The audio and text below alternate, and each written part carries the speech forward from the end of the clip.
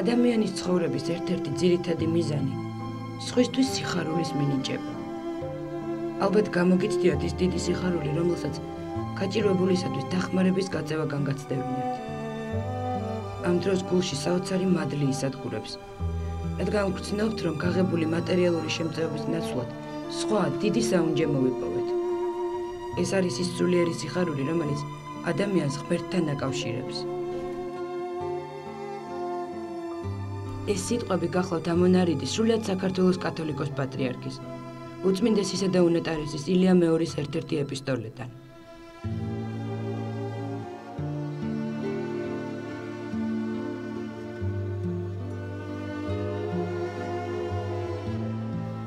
მაისს საქართველოს ეკლესიის საჯეთმყრობელი საქართველოს საპატრიარქოსთან არსებულ მოწყალების სახლს ეწვია. მოწყალების სახლი 15 წლის წინ ჩამოყალიბდა. აფხაზეთის ომის შემდგომ პერიოდში, ანუ სწორედ მაშინ, როდესაც საქართველოში არაერთი უსახსრო, უბინაო და უპოვარი ადამიანი გაჩნდა. იქედან მოყოლებული სახლმა არაერთ განსასწრელში ჩავარდნილს მისცა გადარჩენის საშუალება.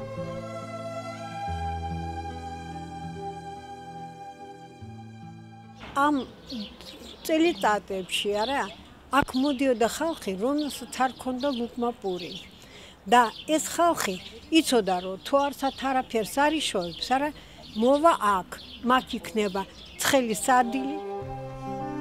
ყოველი ქრისტიანი მოწყალეს სამარიტელის მსგავსად არა მხოლოდ თავისიანებისა და ახლობლების, არამედ საერთოდ ყველა ადამიანის მიმართ მოწყალე უნდა იყოს, მიუხედავად მათი ეროვნებისა და რელიგიური რწმენისა, რადგან ქრისტიანულმა სიყვარულმა საზღვრები არ იცის. ესეც ამონარიდი გახლავთ ერთ-ერთი ეპისტოლედან.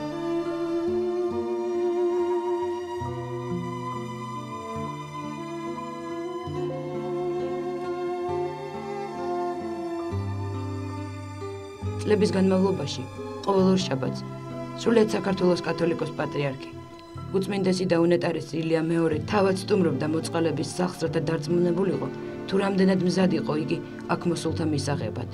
გარდა საკვებისა, უმნიშვნელოვანესია ის ფაქტი, რომ ქალბატონი ცისენა შარტავას თაოსნობად აქ უკვე წლებია ფუნქციონირებს სამედიცინო ამბულატორია. აქ ეს კაბინეტი სულმუდმივად მუშაობს, პირის ჩათვლით. მოდიან ყველა კატეგორიის პაციენტები.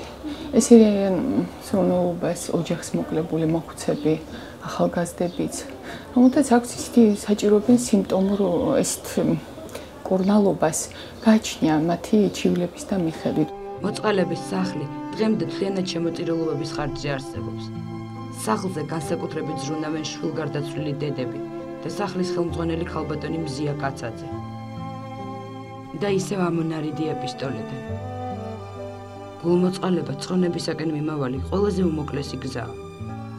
იგი გულისხმობს თანალმობას, თანადგომას, სხვის დასახმარებლად საკუთარი თავის დაუზოგაობას და საერთოდ ცხოვრებას მოყვასისათვის. ამიტომაც ბრძანებს უფალი, რომ საშინელის სამსჯავროს დროს მოწყალენი იქნებიან შეწყალებულნი და დაიმკვიდრებენ სათასასუფეველს.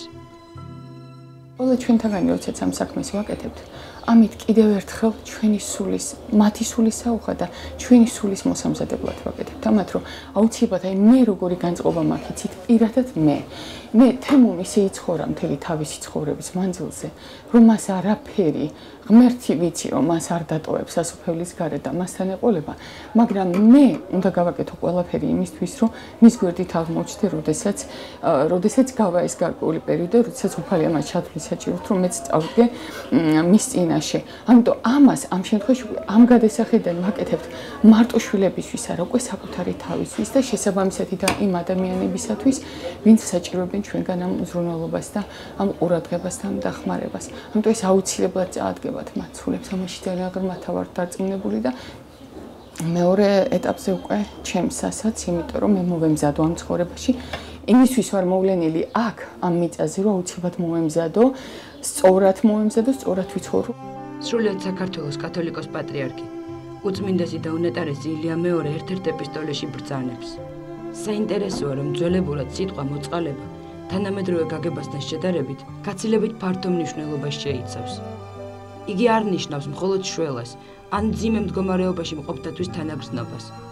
ის ასევე გულისხმობს სხვისი მდგომარეობის იმდენად ღრმად უცდომის უნარს, რომ შეძლო მისი თვალებით დაინახო სამყარო, განიცადო მისი განცდები. უკვე 15 წელია, თუ ეს არ იქნებოდა, არ ვიცი, ბევრი ხალხი აქ რას გააკეთებდა. რომ ულუკმოდ დარჩებოდა, უსამსახუროდ, ბავშვები, всё, აქ მოდიოდნენ და იცოდნენ, რომ აქ შივრები არ იქნებენ. თავად სიყვარულო და სიყვარულის მომნიჭებელო უფალო. განაღე ჩვენი დაგმანული გული და აღავსე შენი უზენაესი სიყვარულით. რათა გავითავისოთ ტკივილი მოყვასისა და ვიმსახუროთ ადამიანთა საკეთილდღეოდ.